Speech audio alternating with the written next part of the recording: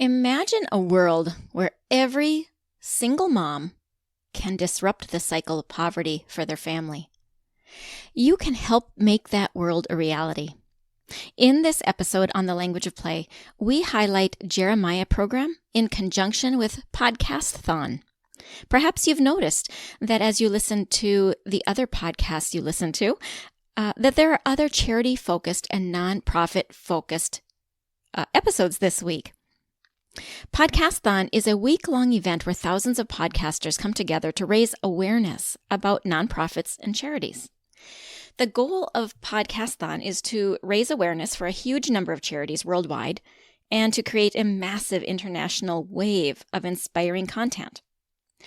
By podcasters releasing episodes about a charity or nonprofit of their choice, all during the same week, which is this week in March. The Language of Play has joined this week's worldwide promotion of nonprofits and charities. And so when I heard about this Podcasthon about 6 months ago, I instantly knew the nonprofit that I wanted to support because I've watched it here in my hometown.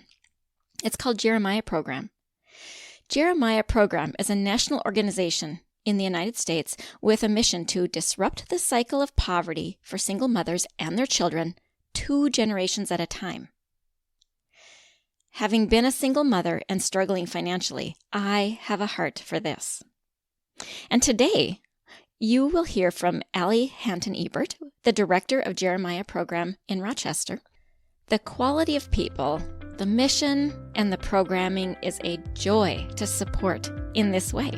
So enjoy this episode and be inspired.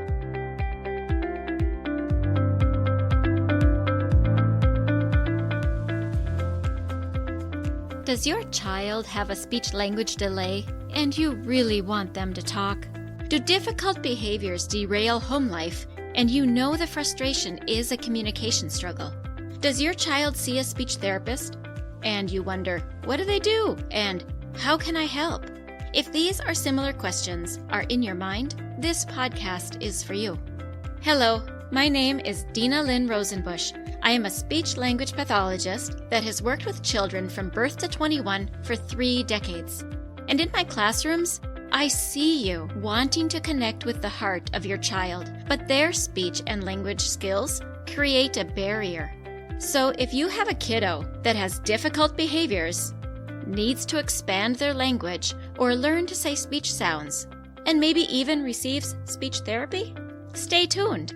Because in this podcast, you will learn how to use your daily life as a tool to communication practice and how to do that practice.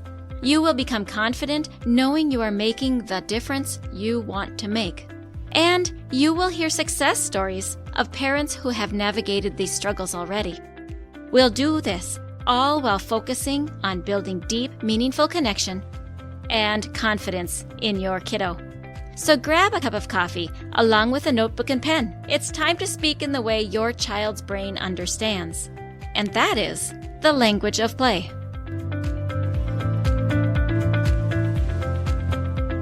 Thank you, listeners, for joining today. This is a particularly delightful episode for me. I got to meet one of the founders of Podcasthon last January when I went to Podfest. Jeremy Manny. He is a lovely man from France who has a heart for nonprofits and charities. Since Ally is in my hometown, I have had the privilege and delight of meeting her multiple times in different places for different reasons. I've also been able to watch as the groundbreaking happened for the Jeremiah Program house to be built. So I do feel particularly connected to that nonprofit. So to join these two together and to be able to have this interview with Ally while the mission gets promoted worldwide just feels so very good. You are invited to contribute, to participate in the development of Jeremiah Program, and scroll down into the show notes and you will learn how to do that. And you can also learn about Podcasthon. And if you are a podcaster listening to this and you want to be involved, scroll down in the show notes. You will find a link for Podcasthon there so that you can join this incredible movement also. And as you know, the focal point of this podcast has been to build connection and communication with your kiddos. And the way that we do that is by enhancing speaking, listening, and language development on this podcast. With that in mind, I want to remind you that always in the show notes, you will find some freebies. And one of them is 5 ways to get your kids to listen better. This has been the most popular free gift that people have gratefully responded to. So if you want the freebie, 5 ways to get your kids to listen better, that also is a link in the show notes. Scroll down and you can do that. And if you're driving a car, it might be easier to remember. Just email me anytime, hello@thelanguageofplay.com. And now, enjoy this pre-recorded episode. Thank you for joining me today, Ally. I am so glad to have you here today to celebrate Podcasthon Week and to really focus on Jeremiah program. You have a mission statement that says disrupt the cycle of poverty for single mothers and their children 2 generations at a time. And I love that. Can you expand on that mission statement for our listeners? Absolutely. Thank you so much for inviting us here. It's always such an honor and a privilege to be able to share our mission with more people because, as you are well aware, this mission isn't one that we are ever going to accomplish on our own. It's something that we are constantly spreading the word about to invite more people into this work to help kind of actualize the mission and hopefully one day be in a place of being able to not really need to do this work anymore, right? Don't foresee that happening anytime soon, unfortunately. And that's the ultimate goal, is to work ourselves out of a job, right? I love that phrase. I think that's kind of the goal of parenting also. Yeah, exactly. And so our mission, as you said, is to disrupt generational poverty for single moms and their children 2 generations at a time.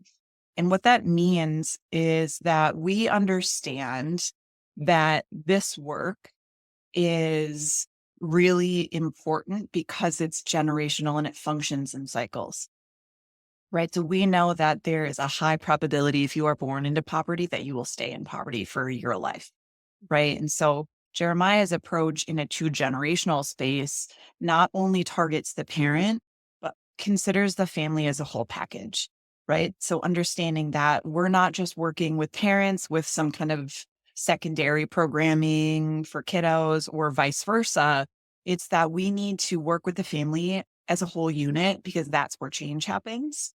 And then we focus primarily on the lever of education because we know that while it's not the only lever that helps families propel towards economic mobility, it right now is one of the most effective ones, right? And so what we do is help our moms figure out what barriers are in place for them to be able to pursue their post-secondary degree.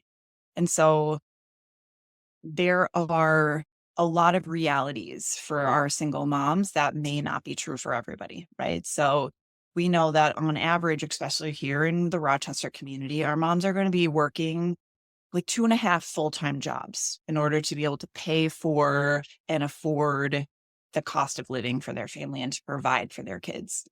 And then we all know, especially coming off the back of COVID, that one of the keys to make sure that people can be at work is childcare. Right. And so Jeremiah recognizes the model that we focus intensely on college persistence and helping our moms and families persist through college. But we also recognize that in order for that to even be an opportunity that our moms can take advantage of, we need to ensure things like stable and affordable housing and access to high quality childcare. And so those are 2 of the pieces that our campus in Rochester, because it's the residential model, provides. And so families can choose to participate in one or both of those things to allow for the opportunity for them to take advantage of being able to go to college. I think that's just tremendous. Okay, so there's 2 things I want to lean into. One of those is your quality childcare. Can you talk a little bit about what you mean by high quality childcare? Because I think you do it from birth to... Yeah, so we provide childcare from birth to up until a child goes to kindergarten. And so what we mean by high quality childcare is that we know that poverty isn't always about economics. It's really about a lack of choices.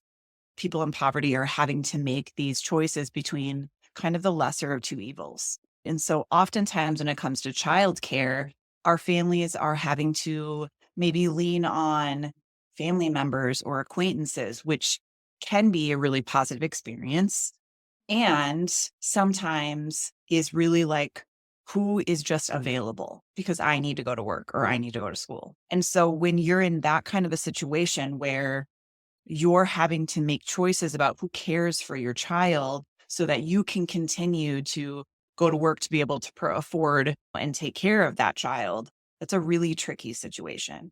And so Jeremiah recognizes that if we can provide high quality childcare to moms and make it accessible, it reduces the choice, right? It like makes it so this is just one stress reliever that they don't have to worry about. And so on our campus, we have a child development center that is open Monday through Friday, 7:30 to 5:30, that our families can bring their children to. And so that means our families who live on campus with us, they can walk downstairs, drop their kiddo off, go to work, go to school, or, and I know you can relate to this, perhaps drop your child off and then go upstairs and get ready for the day alone. Yeah. Every parent can relate to that one. I like your phrase that poverty is more a lack of choices, because that is a deeper level of thinking about what drives where we end up staying. That's huge when you realize that means it's partly how well we are able to create possibility. Yeah. And I think that sometimes while that is true, there are very real circumstances in which the 2 or 3 options ahead of you are literally the only options available to you. And then you are then put in a position of having to choose which option is least harmful when all of them potentially bring harm or risk. We see it all the time with our families who've done everything that our society tells them to do, right? Get a degree and work hard and have good work ethic, right? And they graduate with a degree and enter the workforce and are now on paper presenting like they are making a good living, right? But what happens is that they end up being on this thing that we call the benefits cliff, where now they've made enough money that on paper, they don't qualify for any of that assistance anymore. But now it means that you are paying for full rent and you're paying full childcare expenses. And we all know that childcare is very, very expensive in this country. And that is not to take away from the childcare workers, right? Because it's such an integral force. And one of Jeremiah's key policy areas is that we want to see people invest in childcare education because that job is so crucial to our kids' success. And so we want to make sure that our childcare workers and the educators that are providing early childhood education are able to survive and thrive and not just working these minimum wage, lots of hours jobs. In turn, it means that we're paying a lot for childcare also. And so we know that our moms are often put in these really difficult spots of, okay, do I not take the promotion because it means I'm over the limit and now I can't actually even afford to work because all of my paycheck is going towards childcare and rent and expenses for my family? Or do I take the promotion and then know that I'm committing to living paycheck to paycheck again? Yeah. Jeremiah really works to make sure that we are not only helping moms get their degrees, right? And not only making sure that our little ones are engaging in really high quality, enriching programming during the day. So it's not just like, are they cared for or are they loved? It's, are they going to be kindergarten ready, right? We know that kindergarten readiness predicts third grade math and reading proficiency, which then in turn predicts high school graduation rates. That coupled with having a parent who has gone to college really predicts whether that child will then go to college. And so I think that understanding the cyclical nature of that is why the 2-generational approach is so important, right? Because as an educator yourself, you know that kiddos enter kindergarten at a whole spectrum of readiness. Yeah. And so we have kiddos who have been in formalized childcare, who've gone through preschool, who some kiddos are like reading entering kindergarten. And then we have other kiddos who've maybe been cared for by a family member, which is like the most loving, nurturing environment. We're wanting to make sure that they also have the social emotional skill set of, do you know what it means to raise your hand? And can you stand in a line? And can you sit in a circle and wait to be called on? Like those are all social emotional skills that are really important as our kiddos are entering the education system. And so it's not just academics, it's also making sure that our kids have all the social emotional growth and development that they need to be successful in kindergarten as well. Now, I've walked through your program because your program is in the same town where I am, and the facility is beautiful. The amount of place and space and how you manage is beautiful. Love that you guys have housing on campus. I want you to talk a little about the housing. Many times people are in poverty because there's a trauma background. There's generational trauma that comes forward. There's generational poverty, like you've been talking about. And you provide on your campus.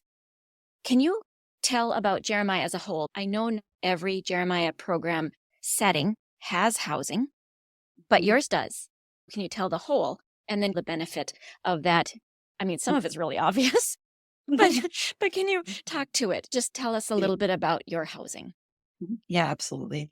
So as I had talked about, Jeremiah is a college persistence program, but understands that in order for moms to be able to prioritize college, they need things like affordable and stable housing.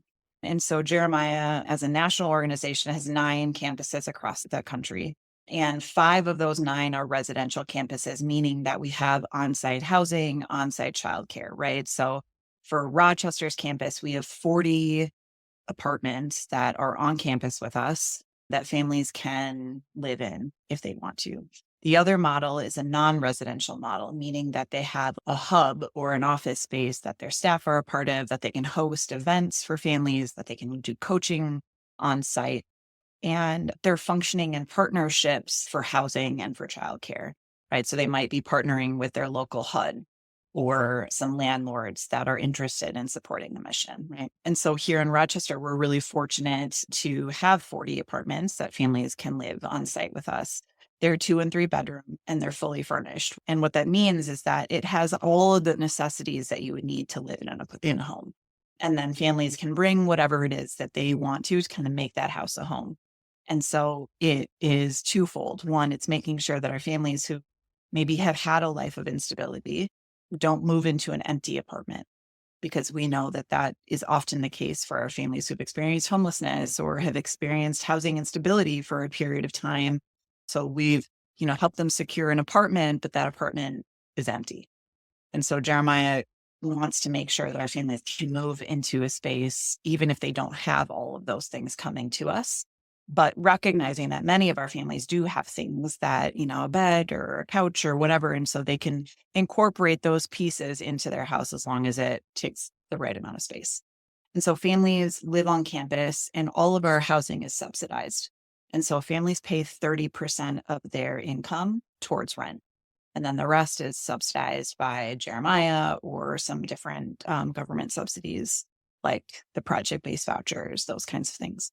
And so it really allows for families to prioritize college, right? Because I know that when I was 18 and in college, I didn't have to think about how I was going to pay my rent while I also went to school. That was something that I was really fortunate to not have to worry about. And so we really want our families to be able to use the safety net of Jeremiah to be able to prioritize and focus on their school. Because as you're aware, being a single-time parent, or being working part-time and going to school, any one of those is a full-time job. Yeah. So when you're combining all of them, it's a lot. And so if we can reduce some of the barriers, that allows our families to focus intentionally on pursuing and persisting school, we know that graduation rates increase significantly. Yeah, that's fabulous. All right, there's 2 more things I'd like you to touch on. The first one is going to be, I'd like to hear some success stories. And then the second thing is how people get a hold of you. Mhm. Yeah. Maybe these people are listening is thinking, that's a mission I want to contribute to. Yep. So, Absolutely. so both of those things. First, would you tell us about a success story? Absolutely. So our campus is one of the younger campuses. So Jeremiah as a whole has been around for 26 years. And our campus is 6 years old. So we're still kind of on the newer side of things. And so we have 6 graduates that have completed school and are considered JP alumni. How Um, many years does somebody come in typically? They can stay with us for up to 6 years. So we typically see the life cycle of like families living on campus with us to be about 3.5 years. That's kind of like the natural life cycle. And then they will move. So our campus functions in both a residential and a non-residential space. And so families who already have stable and affordable housing can stay stably housed and then still connect with coaching and work with them to help navigate through school. And how many moms are you working with right now? We currently serve 83 families. Wow. Last year, we served a record-breaking number of over 100 families. I think it was like 107 total. That's a lot of change for people. That's wonderful. Yeah, it's been really remarkable. But I think that our families can live on site with us. And then once they're ready for kind of the next phase of independence, they'll move off site and then still work with their coach, still bring their kid to the centers, care, but really can operate in one step more of a little independence. And we have families who move back and forth between those two models, right? So they might be stably housed when we first meet with them. And then once their lease ends, they want to move into a building that our moms lovingly call the mom dorm. Where it's families who live together and their kids play together and their kiddos become like siblings to each other. And it's really remarkable. And I think that's the most beautiful byproduct of Jeremiah is the community that's formed here. Because I know that parenting is difficult. It's difficult no matter how old you are. It's difficult whether you're partnered or not. But it becomes significantly easier when you have people surrounding you that are willing to be part of your village. And so part of Jeremiah's mission is to make sure that our families are building connections and networks that outlast their time in JP, right? That these friendships and these relationships are going to carry through their whole life. And that's anywhere from our littles connecting to their little friends, to our moms who are connecting to each other. Definitely the most wonderful part of the program. And so I think that one of the success stories that we had is we had a mom graduate this spring with her dental hygiene program. She was with us for, I think, like 5 years. She started the program. She was a single mom to 3 little people and had tried to complete this degree a lot of times before and just couldn't do it because of all of the barriers that stood in front of her, right? Housing and childcare and all of those things. And like any mom would, prioritize the well-being of her kids over her schooling, right? And so she moved in with us. She cared for her kids full time, 3 little kiddos. Her kids came to our center and were at our center until they then went to kindergarten. She would be at clinicals for 6 a.m. to 6 p.m., come home, care for her kids, do her schoolwork. But she finished her degree and is now working as a dental assistant in the community and doing so well. And it's just so cool to see all of the work that she put in pay off for her. And I think that's one of the biggest things that we talk about is that this program only works if the moms put the time in, right? There's a lot of ideas that somehow we're, doing for or saving them and the reality is these moms are the most tenacious and persistent people that I've ever met. You have a pretty selective process to allow people in. You don't let just anyone in. Yeah. I mean, we always talk about how if we were a housing program, right, we could fill lots of this building time and time over with people who need affordable housing. But the moms who come into our program are really committed to this process. So on the front end of our program is a 12-week program called Empowerment and Leadership. And it's a 12-week course that really talks about like what their goals are and who they want to be as a person and as a mom.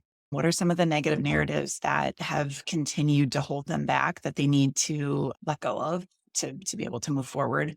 At the beginning of those 12 weeks, their coach starts partnering with them The coach is really the heart of the work that we do. So the relationship that our coaches and our moms have is what makes this model the most successful, is that our moms have somebody in their corner at all times. So a coach's job is to walk alongside of the moms and help them navigate over, under, through, around anything that might deter or distract or disrupt their path and persistence to college.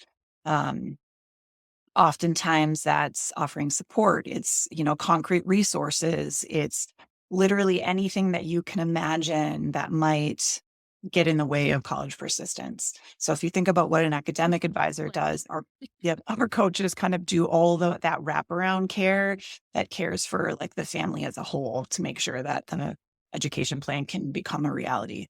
So really crucial. And so that's the heart. Being in college and meeting with their coaches, like the two requirements. Everything else is kind of an a la carte. Do you want housing? Do you want childcare? Do you want some of the supplementary kind of programming and groups and supports that we offer?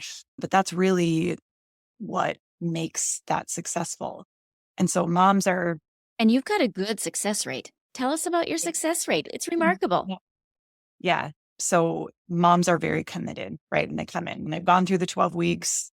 They opt in to Jeremiah fully. And so it's, as you were saying before, it's not a quick fix. It's not immediate emergency housing by any means. We are the next stop after stabilization. So we partner a lot with the community agencies that do some of that work around crisis stabilization. We get to be the next step on that train.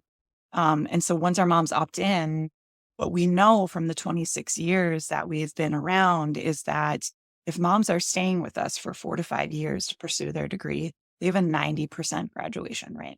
Fantastic. That is better than the high schools. That's better than many homeschools. That's better than a lot of programs. That's really quite a remarkable, wonderful rate. Yeah. And it's just a testament to the moms that we work with. If they are graduating at 90% rates as an employer, that's who I want. Somebody who can clearly juggle multiple priorities, often competing priorities. Yeah. Right. And so as a campus here in Rochester, it's something that our team is working really hard to make sure our community really understands what a wealth of talent that we have here, so that at some point we become like just a talent pipeline for employers in our community. And so that's what's really exciting to me, is knowing that our moms are going to be in really wonderful positions in our community. I will say I love your humility too, because as I'm highlighting your program, which screens and chooses who are going to be the moms that have this drive, right? But you're turning it right back to, it's the moms. And yes, it is. But it is also your process that screens and makes sure that you get moms that are driven. So it's both. It is dual. It is. It's a mutual vetting process, right? Because just because they're not ready today doesn't mean that 2 years from now they won't be, right? And so we take those 12 weeks to really help them think critically about, is right now the right time? Right? Because it may not always be. And that doesn't mean that next month or 3 years from now, that might be a better time. And so I think that's the key, is recognizing that any mom can be a JP mom, and it's up to them to decide whether now is the time that their life can allow for that opportunity to happen, because life circumstances come at you fast. And some of our moms even have the best intentions, but life isn't quite in a place that's going to serve them right now. Makes sense. Now, you have so much good going on, and I would like you to open the door for whoever is listening to this thinking, sometimes when we think about single moms, we think about teens only. You have a wider age range of moms that come in. It's not just teen moms. Can you tell briefly? Yeah, so the requirements are that they have to be 18 and have completed high school.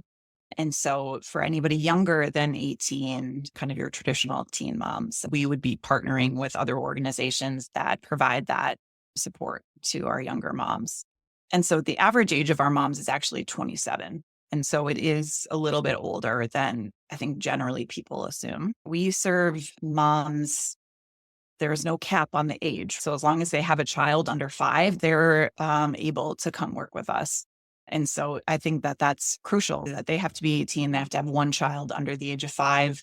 And we do that very intentionally because we know that birth through 5 is a really critical point in time for our kiddos. And so if we can intervene then, our odds of being successful greatly increase, right? Early intervention, as you know, is just so, so crucial.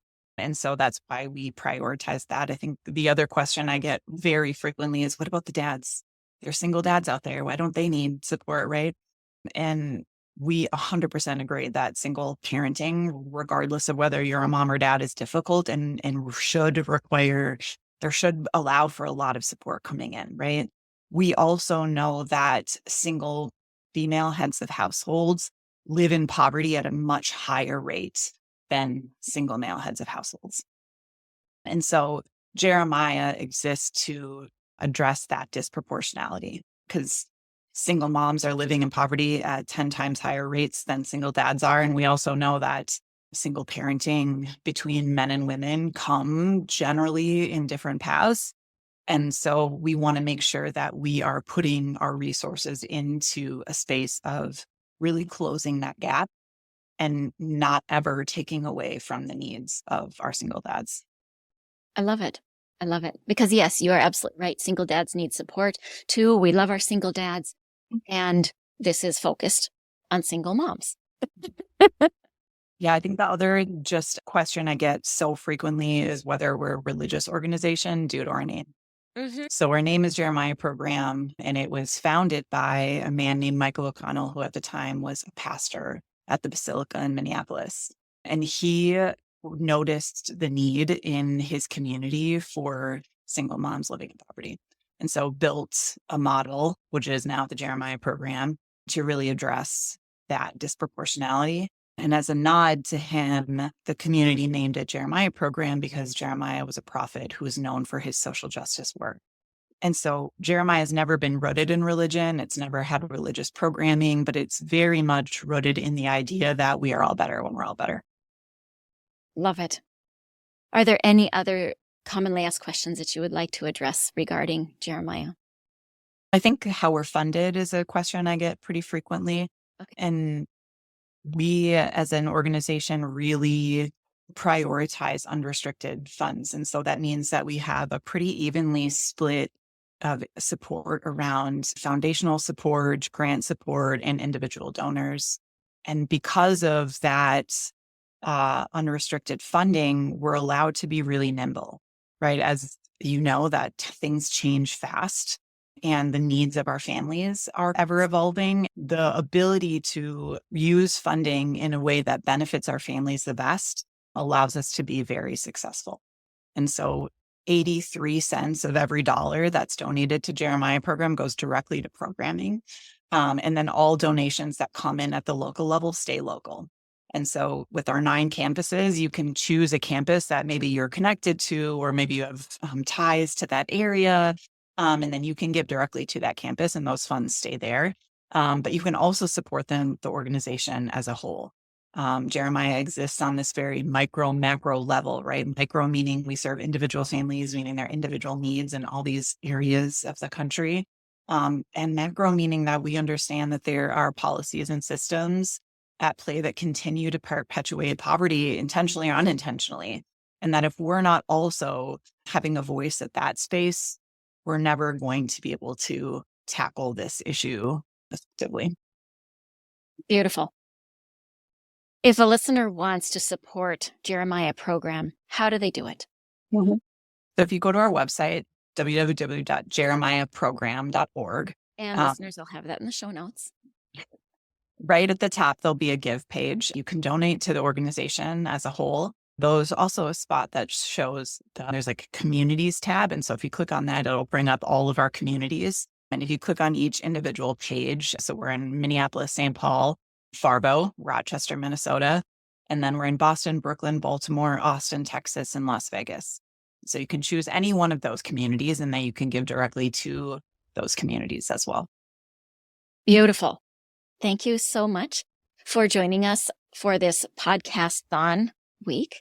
And thank you for sharing what you're doing, because what you're doing is making a huge difference for families I know it's making a difference in the life of this community because I see it. And I know that your families are tremendously helped. And so it'll be fun to watch over time as these next kiddos come up, because I know you're tracking people. And it'll be fun to watch, like, what happens? How does life unfold for this next generation? Yeah. Thank you for the work you do. Oh, thank you for the space. I appreciate any opportunity to be able to share the mission and invite more people in. You are welcome.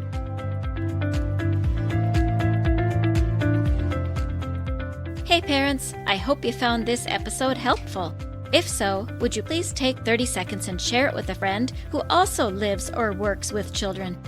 I would really appreciate it if you would leave a quick review for the show on Apple Podcasts. I read every review, and it lights me up to know that this show is making a difference. Then come join my Facebook community, where you'll meet other parents who are dedicated to helping their children grow too. You'll find the link in the show notes. Thank you for joining me. Now it's time to go. Let's pop our kiddos in the strollers and go look around outdoors and see what we have to talk about.